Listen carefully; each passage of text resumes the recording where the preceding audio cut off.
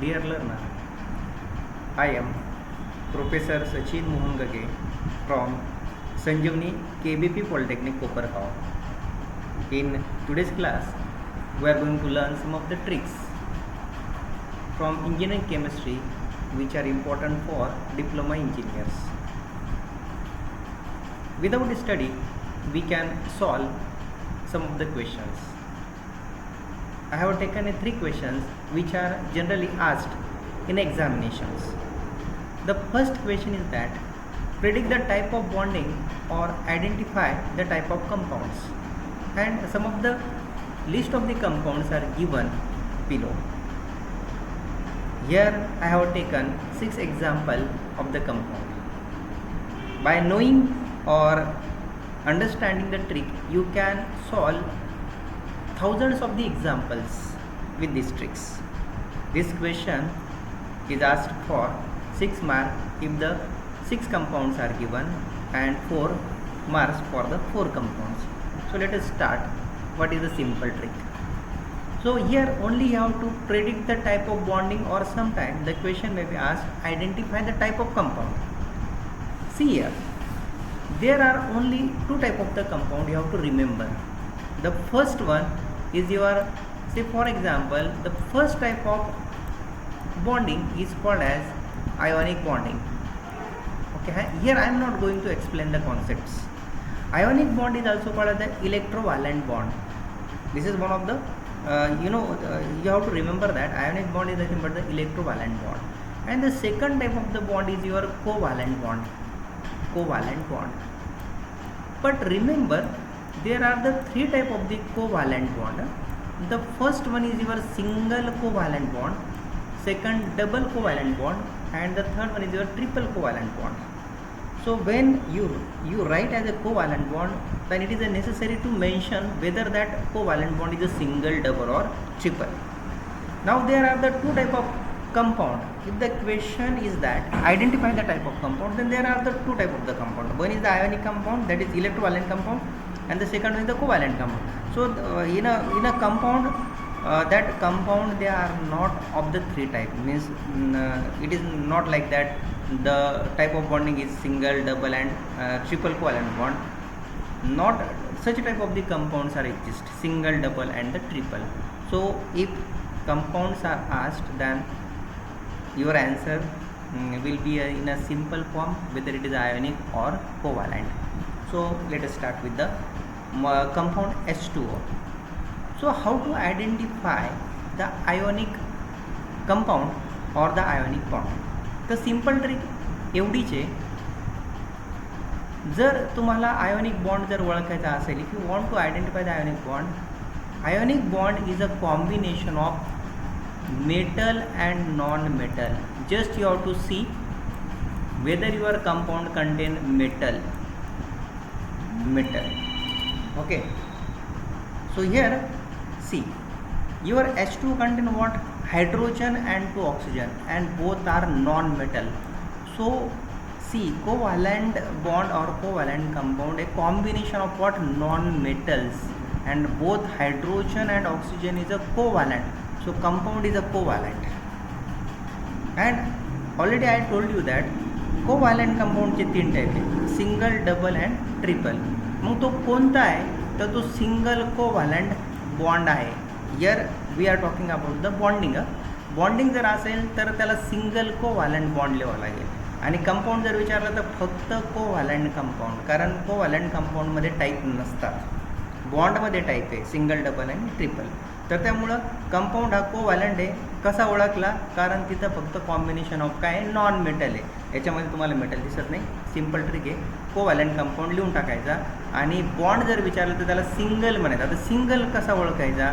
म्हणजे for example oxygen, इथं जर तुम्ही बघितलं ऑक्सिजन आणि किती आहे? 2 हायड्रोजन आहे. ओके, तर ऑक्सिजनचा ॲटॉमिक नंबर किती आहे? तर 8 आहे. बरोबर आहे. आणि कॉन्फिगरेशन जर बघितलं तर इथं किती आहे? 2 6 आहे. बरोबर आहे. आणि हायड्रोजनचा ॲटॉमिक नंबर 1 आहे. 2 हायड्रोजन आहे, दोघांचा पण ॲटॉमिक नंबर 1 आहे. म्हणजे इथं 1 इलेक्ट्रॉन आहे आणि इथे किती आहे? 1 इलेक्ट्रॉन आहे. म्हणजे थोडक्यामध्ये याला याच्याबरोबर 1 इलेक्ट्रॉन शेअर करावं लागेल आणि दुसऱ्याबरोबर काय करावं लागेल? 1 इलेक्ट्रॉन शेअर. म्हणजे दोघांबरोबर किती इलेक्ट्रॉन शेअर करावं लागणार त्यांना? एक एक. हा पण एक शेअर करेल, हा पण एक शेअर करेल, म्हणजे दोघांमध्ये एक एक शेअर करावं लागेल, म्हणून याला सिंगल म्हणायचं. म्हणजे इलेक्ट्रॉनिक कॉन्फिगरेशनवरून तुम्ही ओळखू शकता की तो सिंगल आहे का डबल आहे का ट्रिपल आहे.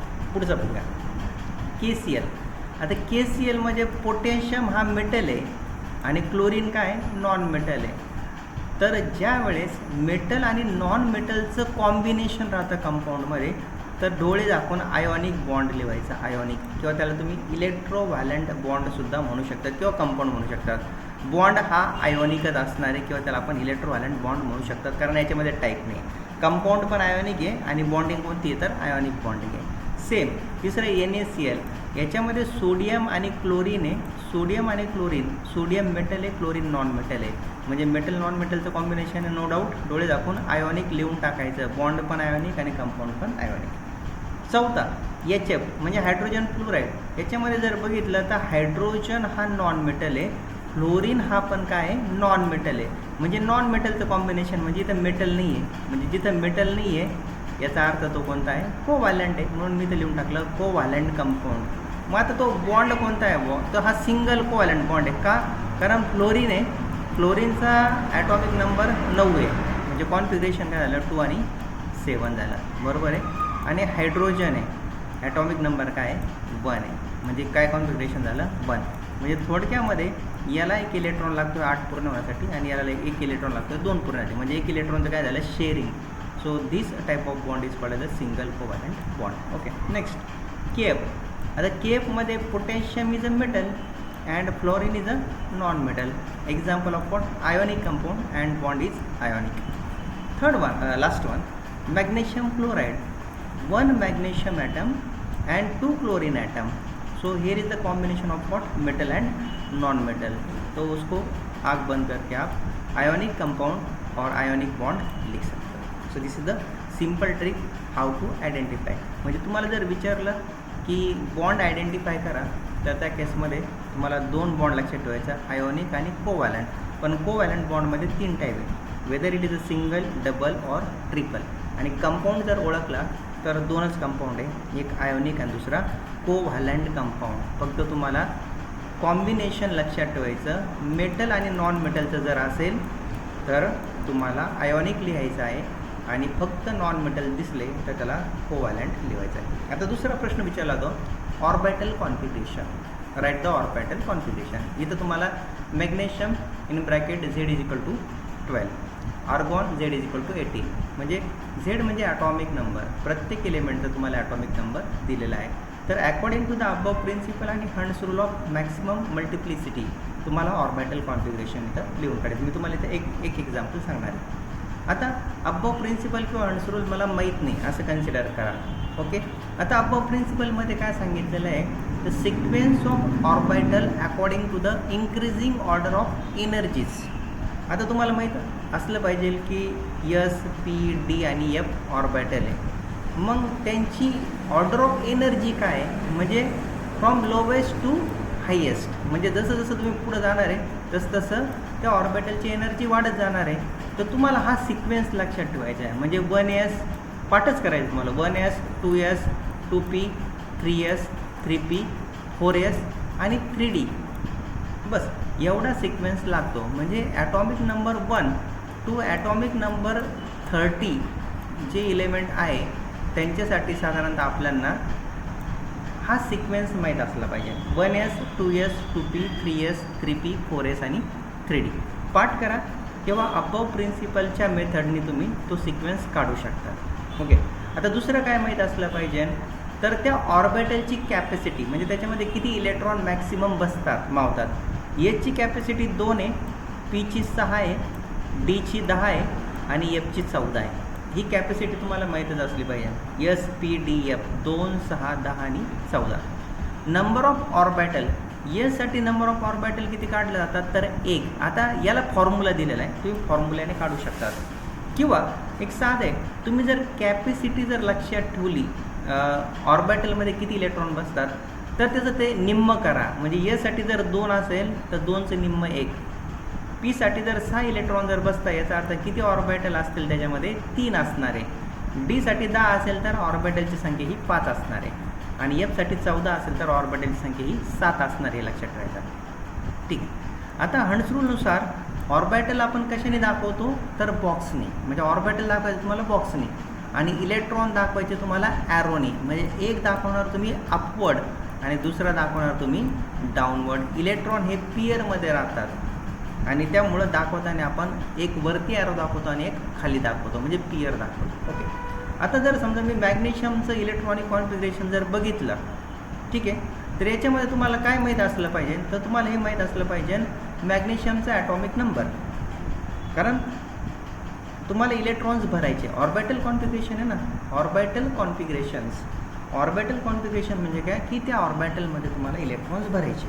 ठीक आहे. मग इलेक्ट्रॉनचा नंबर आपल्याला कुठून समजणार आहे तर तुम्हाला परीक्षेमध्ये डायरेक्टली मॅग्नेशियम आणि तुम्हाला असं झेड दिलं जाईल.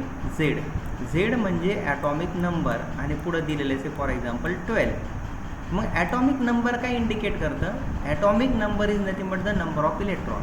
ॲटॉमिक नंबर 12 याचा अर्थ त्या इलेमेंटमध्ये 12 इलेक्ट्रॉन प्रेझेंट आहे, किंवा थोडक्यामध्ये ॲटॉमिक नंबर जो असतो तर ती म्हणजे इलेक्ट्रॉनची संख्या. ठीक. चला, आता हा सिक्वेन्स आहे. समजा मी हा सिक्वेन्स कुठंतरी कोपऱ्यामध्ये लिहून घेतला, म्हणजे मी समजा ॲन्सर शीटमध्ये हा सिक्वेन्स लिहून घेतला, तर याच्यानुसार बघायचा. आता सगळ्यात पहिल्यांदी हे लोअर एनर्जी ऑर्बिटल आहे, म्हणजे सगळ्यात पहिल्यांदा कोणतं ऑर्बिटल भरणार आहे तर 1s. आता याची कॅपॅसिटी किती आहे तर 2 आहे, मग मी इथं 2 टाकून देणार म्हणजे 1s2. बरोबर आहे. मला टोटल 12 भरायचे, 12 2 गेले, म्हणजे हे भरल्यानंतर आता पुढचं कोणतं आहे तर हे, कारण हा सिक्वेन्स आहे, याची लोएस्ट एनर्जी आहे, त्याच्यानंतर मग याची वाढत जाते, म्हणजे अशा पद्धतीने पुढे वाढत जाते. आता पुढं जर गेलं तर किती आहे 2s आहे.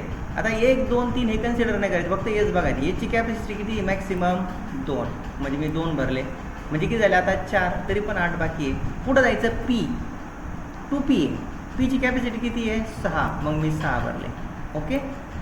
मग आता बघा किती काउंट पण करायचे, 2 अधिक 2 किती झाले 4, 6 अधिक 4 अधिक 6 किती झाले 10, तरी पण 2 बाकी आहे. 3s म्हणजे पुढं इलेक्ट्रॉन जाणार आहे आणि तिथं भरणार आहे, आणि याची कॅपॅसिटी मॅक्सिमम किती आहे 2 आहे, म्हणून मी इथं 2 भरू शकतो. आता जर बघितलं तर माझं कॉन्फिगरेशन पूर्ण झालं. म्हणजे कॉन्फिगरेशन काय आलं according to the above principle, 1s2 2s2 2p6 आणि 3s2 बरोबर 12 झाले का ते मोजायचे. 2 6 2 8 8 2 10 10 2 12, म्हणजे Z12 बरोबर झाला. याला म्हणायचं according to the above principle. Okay. आता हंड्स रूलनुसार भरायचं आहे. हंड्स रूलनुसार कसं भरायचं बघा. आता खाली ऑर्बिटल आणि इलेक्ट्रॉन दाखवायचे. आता येस ऑर्बिटल मी सांगितलं तुम्हाला किती ऑर्बिटल काढायचे तर 1, आणि कशाने दाखवायचं तर ते box, because orbitals are represented by box. मग मी याच्या खाली काय केलं, हे 1s आहे. आता 1 2 3 काही कन्सिडर करायचं नाही, येस बघायचं. मग येस आली, मी काय काढलं ऑर्बिटल, आणि वर बघा किती इलेक्ट्रॉन भरले 2, म्हणून एक अपवर्ड भरला आणि काय भरला डाऊनवर्ड. पुढं आलं 2s, इथं पण येस आहे. किती ऑर्बिटल आहे 1 आहे, म्हणून 1 काढायचा. 2 इलेक्ट्रॉन आहे, एक अपवर्ड दुसरा डाऊनवर्ड. पीसाठी किती ऑर्बिटल बघा आता 3 आहे, म्हणून मी तर 3 काढले. बरोबर आहे. मग एक अपवर्ड दुसरा डाऊनवर्ड, एक अपवर्ड डाऊनवर्ड. पण भरताना कसं भरायचं, भरताना पहिला अपवर्ड भरायचा, लगेच डाऊनवर्ड भरायचा नाही, त्याच्या शेजारच्या घरामध्ये जायचा, अपवर्ड भरायचा, त्या शेजारच्या घरामध्ये जायचा, अपवर्ड भरायचा, आणि मग आता पेरिंग स्टार्ट होईल. म्हणजे आता परत सुरुवात होईल 4था 5वा आणि 6वा. आता नंतर आलो आपण 3s, इथं पण येस आहे, म्हणजे एक ऑर्बिटल आहे आणि 2 इलेक्ट्रॉन आहे. मग मी काय केलं, एक अपवर्ड आणि एक डाऊनवर्ड भरून टाकली. तर अशा पद्धतीने तुम्ही कोणत्याही इलेमेंटचा ॲटॉमिक नंबर जर तुम्हाला माहीत असेल तर तुम्ही हा सिक्वेन्स वापरून according to the above principle आणि Hund's rule of maximum multiplicity electrons त्या ऑर्बिटलमध्ये भरू शकतात. आता प्रश्न असा आहे, म्हणजे फॉर एक्झाम्पल मी थोडक्यामध्ये एक्झाम्पल थोडंसं जर बदलवलं, म्हणजे फॉर एक्झाम्पल मी नायट्रोजन 7 जर घेतलं, नायट्रोजन 7, मग नायट्रोजन 7 जर घेतलं तर मग मला काय करावं लागेल बुवा त्या केसमध्ये, तिकडे लक्ष द्या. आता मी नायट्रोजन 7 हे एक्झाम्पल घेतो. नायट्रोजन 7 ज्या वेळेस मी घेणार आहे तर त्यावेळेस मला नायट्रोजनचा ॲटॉमिक नंबर किती दिला तर 7 दिला, म्हणजे मला 7 इलेक्ट्रॉन काढायचे. बरोबर आहे. मग मी पहिलं इलेक्ट्रॉन इथं भरणार आहे, कारण हे पहिलं ऑर्बिटल आहे, 2 गेले, 7मधून 2 गेले, 5 राहिले. नंतर 2s याची कॅपॅसिटी किती आहे 2 आहे म्हणून मी 2च भरणार आहे. आता कोणी म्हणा सर मी इथं 2s7 लिहू शकतो डायरेक्ट 1s7 किंवा 2s नाही. एस ऑर्बिटलची कॅपॅसिटी 2च आहे म्हणजे मॅक्सिमम त्याच्यामध्ये 2च इलेक्ट्रॉन बसणार आहे. पीमध्ये मॅक्सिमम 7 बसणार आहे, डीमध्ये मॅक्सिमम 10 बसणार आहे. जास्त आपण भरू शकत नाही. आता तुम्ही कमी भरू शकत, मॅक्सिमम कॅपॅसिटी 2 आहे पण उरलं एकच, मग एक भरायचा. मग समजा मी फॉर एक्झाम्पल मी तर 2s1 भरू शकतो का तर नाही, कारण मॅक्सिमम कॅपॅसिटीची 2 आहे आणि 2 आणि 2पेक्षा जास्त इलेक्ट्रॉन बसत आहे त्याच्यामध्ये म्हणून तुम्हाला 2च भरावं आहे.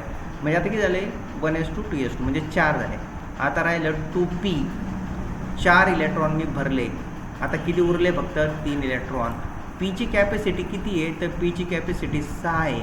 मग मी तर 6 भरायला पाहिजे का तर नाही, मी तर 6 भरू शकत नाही. कारण काउंट जर केलं तर 6 आणि 4 10 होता आणि आपल्यांना नायट्रोजनचा ॲटॉमिक नंबर किती सांगितला 7, म्हणजे फक्त 7 इलेक्ट्रॉन त्याच्यामध्ये भरले गेले पाहिजे. मग अशा वेळेस काय केलं जातं, जरी पीची कॅपॅसिटी 6 आहे पण आता इलेक्ट्रॉन तेवढे बाकी आहे का नाही, कारण मी ऑलरेडी 1s2 2 भरले, 1sमध्ये 2 भरले, 2sमध्ये 2 भरले, 4 झाले. राहिले किती 3. पीची कॅपॅसिटी 6 आहे पण राहिले किती 3, म्हणून मला तिथं 3च इलेक्ट्रॉन टाकावं लागेल आणि मग माझं कॉन्फिगरेशन काय होईल 1s2 2s2 आणि इथं डिलीट मार्क आणि इथं मला टाकावं लागेल 2p3 बरोबर. म्हणजे मी जर काउंट केलं 3 अधिक 2 5, 5 अधिक 2 किती 7, तर इथं 7 इलेक्ट्रॉन बरोबर होतात. त्याला म्हणतात अपोव प्रिन्सिपल. चला आता अनसोल्डली भरायचं कसं भरायचं मी सांगतो तुम्हाला. यासाठी किती ऑर्बिटल आहे 1, मग एक बॉक्स काढायचा इथं बरोबर आहे ठीक. परत इथे यस आला म्हणजे किती ऑर्बिटल आहे 1.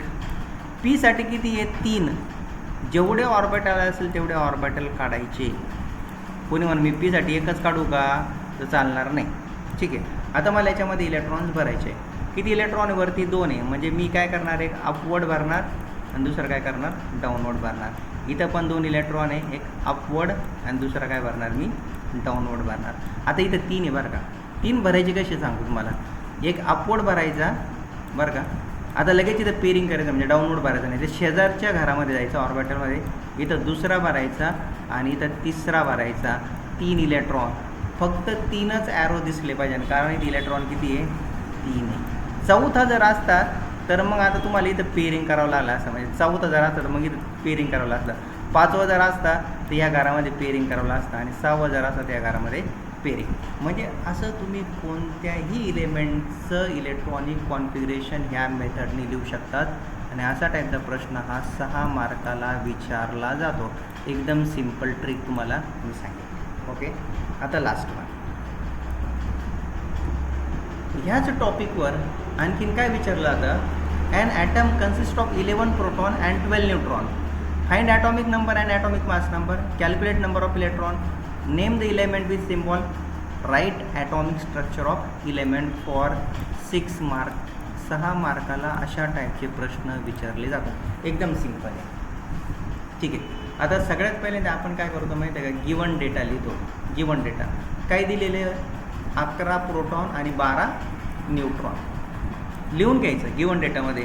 प्रोटॉन पीनी लिहितो आणि न्यूट्रॉन हा स्मॉल एननी 12. मग आता सांगितलं काय, find atomic number and atomic mass number. तुम्हाला 2 फॉर्म्युले लक्षात ठेवायचे. पहिला म्हणजे हा Z is equal to P, P is equal to ईड ई.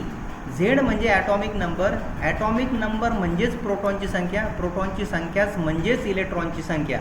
म्हणजे जर तुम्हाला सांगितलं 11 प्रोटॉन आहे तर याचा अर्थ according to this formula Z is equal to P and P is equal to E. Proton किती आहे 11, याचा अर्थ त्या इलेमेंटचा ॲटॉमिक नंबरसुद्धा 11च आहे आणि त्या इलेमेंटमध्ये 11 इलेक्ट्रॉन असतात. म्हणजे तुम्हाला काही जरी दिलं म्हणजे प्रोटॉनची संख्या दिली किंवा इलेक्ट्रॉनची संख्या दिली किंवा ॲटॉमिक नंबर दिला तर हे लक्षात ठेवायचं ॲटॉमिक नंबर म्हणजेच प्रोटॉन आहे, प्रोटॉन म्हणजेच इलेक्ट्रॉन आहे किंवा इलेक्ट्रॉन म्हणजेच प्रोटॉन आहे, प्रोटॉन म्हणजेच ॲटॉमिक नंबर. तुम्हाला काय समजा इथं म्हणलं असतं की नाही 11 इलेक्ट्रॉन आहे, याचा अर्थ काय की 11 इलेक्ट्रॉन आहे याचा अर्थ 11 प्रोटॉन आहे आणि त्याचा ॲटॉमिक नंबर 11 आहे. हा एक फॉर्म्युला आहे. आणि दुसरा आहे atomic mass number. Atomic mass number, इथं मास नंबर पाहिजे. म्हणजे काय, it is denoted by capital A, number of proton P plus number of electron. इथं खाली फॉर्म्युला दिला आहे की atomic mass number is equal to number of proton. Number of proton म्हणजे ॲटॉमिक नंबर, तुम्ही ॲटॉमिक नंबर म्हणू शकता, plus number of neutron. मग काय झाला, फॉर्म्युला झाला ए इज इक्वल टू, म्हणजे atomic mass number is equal to proton plus plus neutron. आता तुम्ही ह्या फॉर्म्युल्याला मॉडिफाय पण करू शकता. A is equal to proton म्हणजे झेड प्लस एन, म्हणजे ॲटॉमिक नंबर प्लस न्यूट्रॉन. बस यांची समेशन करायची. मग आता बघा आपला पहिला प्रश्न काय, फाइंड द ॲटॉमिक नंबर. मग फॉर्म्युलेला Z is equal to P, P is equal to E. मग प्रोटॉन काय दिला 11, म्हणजे याचा अर्थ ॲटॉमिक नंबर किती 11, इलेक्ट्रॉन किती 11 आहे. म्हणजे पहिलं उत्तर तुम्हाला भेटलं, ह्या इलेमेंटचा ॲटॉमिक नंबर हा 11 आहे. पण लिहिताना तुम्हाला फॉर्म्युला आणि फॉर्म्युल्यामध्ये या व्हॅल्यूज टाकून तुम्हाला ते एक्सप्लेनेशन द्यावं लागेल. आता याचा ॲटॉमिक मास नंबर काढायचा आहे, म्हणजे ये. आता मला माहीत नाही आहे, मी फॉर्म्युला वापरला atomic mass number is equal to, मला प्रोटॉन माहिती आहे किती आहे 11 दिलेलं आहे ऑलरेडी, न्यूट्रॉन तिने 12 दिलेलं आहे. बेरीज करायची 11 अधिक 12 म्हणजे किती झाले 23. म्हणजे याचा अर्थ याचा मास नंबर किती आहे तर 23 आहे. याला साधारणतः तुम्हाला 1.5 मार्क्स मिळतील. ओके, ठीक आहे. आता पुढचा काय प्रश्न होता, पुढचा calculate the number of electron. आता मला हा फॉर्म्युला माहिती आहे, Z is equal to P, P is equal to E. इथं मला प्रोटॉन दिलेलं आहे, प्रोटॉनची संख्या 11 आहे आणि जेवढे प्रोटॉन राहतात तेवढेच इलेक्ट्रॉन राहतात. प्रोटॉन जर 11 असेल तर इलेक्ट्रॉन किती असणार आहे 11. मला दुसरा ॲन्सर भेटला, प्रोटॉनची संख्या हे 11 आहे. परंतु तुम्हाला फॉर्म्युल्याने ते टाकून प्रूव्ह करावं लागेल. असं म्हणजे डायरेक्टली तुम्ही उत्तर नाही लिहू शकत की नंबर ऑफ इलेक्ट्रॉन इज 11. तुम्हाला फॉर्म्युला वापरावं लागेल. According to the formula, atomic number is equal to number of proton and number of proton is equal to number of electrons. So in this numerical, number of proton is given 11 and therefore the answer is 11. In this element 11 electron is present. Then next, name the element with the symbol. आता तुम्ही element कसं ओळखता तर त्याच्या atomic नंबरवरून. म्हणजे तुम्हाला कमीत कमी ॲटॉमिक नंबर 1 पासून तर 30 पर्यंत जे इलेमेंट आहे ते तुमचे पार्टच पाहिजे, त्यांची नावं त्यांचं सिम्बॉल. मग ॲटॉमिक नंबर किती आहे 11. मग असं कोणतं इलेमेंट आहे जो 11 नंबर आहे, 11 नंबरला आहे पिरियोडिक टेबलमध्ये आणि त्याचा ॲटॉमिक नंबर 11 आहे, तर तो म्हणजे तुमचा सोडियम. Sodium, मिठामधला sodium. म्हणजे तुम्ही काय केला, तुमचा इलेमेंट ओळखला, that is your sodium. Answer is sodium. आणि सोडियमचा सिम्बॉल आपण काय लिहितो Na. म्हणजे त्याचा सिम्बॉल काय झाला Na. तिसऱ्याचं उत्तर तुम्हाला भेटलं, name of the element is sodium and the symbol of element is Na, capital N and small a. याला 1.5 मार्क आहे. Okay, then write the atomic structure of element. मग आता तुम्हाला काय करायचं, ॲटॉमिक स्ट्रक्चर लिहायचं. मग आता तुम्ही बघा ॲटॉमिक स्ट्रक्चर लिहिताना तुम्ही लिहितात न्यूक्लियस. हा तुम्ही न्यूक्लियस काढला, बरोबर आहे. न्यूक्लियसमध्ये काय राहतं प्रोटॉन आणि न्यूट्रॉन. किती प्रोटॉन आहे 11 प्लस 12 न्यूट्रॉन, हे झालं न्यूक्लियस. आता तुम्हाला काढायचं आहे ऑर्बिट. हे पहिलं ऑर्बिट तुम्ही काढलं, पहिल्या ऑर्बिटमध्ये किती राहतात, नेहमी 2 इलेक्ट्रॉन राहतात, बरं की, म्हणून 2 टाकले. दुसरं ऑर्बिट टाकलं, दुसऱ्यामध्ये किती इलेक्ट्रॉन टाकायचे राहतात 8, 2, 8. आणि याचं कॉन्फिगरेशन 2, 8, 1 होणार आहे. म्हणजे याचा अर्थ 3 ऑर्बिट आहे, पहिलं, दुसरं आणि तिसरं. पहिल्यामध्ये 2 आहे, दुसऱ्यामध्ये 8 आहे, तिसऱ्यामध्ये 1 आहे. आणि तिसरं काढलं त्याच्यामध्ये मी 1 इलेक्ट्रॉन काढला.